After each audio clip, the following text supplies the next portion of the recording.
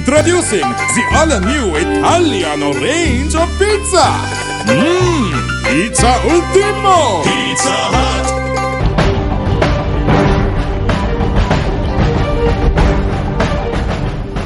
The Secretary to the Ministry of Power and Energy says while the Ministry has understood that it is not necessary to continue maintaining the fuel adjustment charge, this charge could be reduced if the second and third phases of the Norochole coal power plant commences this year. Speaking during a meeting with the heads of news media at Temple Trees today, President Mahinda Rajapaksa said that elections in the northern province will definitely be held this September.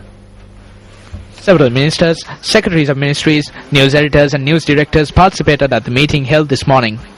Speaking at the meeting, Secretary to the Ministry of Power and Energy said that electricity tariffs had to be increased in order to cover the increased costs incurred by the Ceylon Electricity Board with the increase in fuel prices. The generation, distribution and transmission of power were all in the hands of the state. It was the United National Party government that first privatized power generation.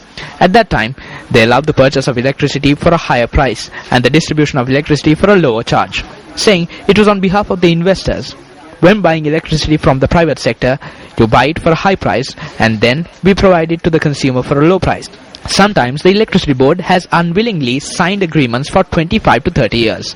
So these will have to be paid continuously. Although electricity could be generated at a much lower cost, they should have met the requirements of the CEB. In order to provide a profit for the investment of that group, electricity was purchased from the private sector at that time. It was also revealed at this meeting that work on the Sampur power plant would commence in June this year and the plant will be added to the national grid in 2016.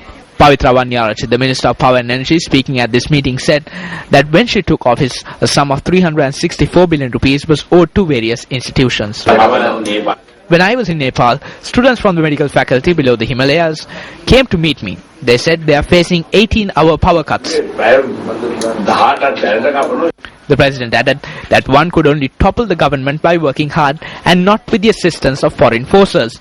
The President reminisced that himself and the Sri Lanka Freedom Party worked for the people and succeeded in toppling a government.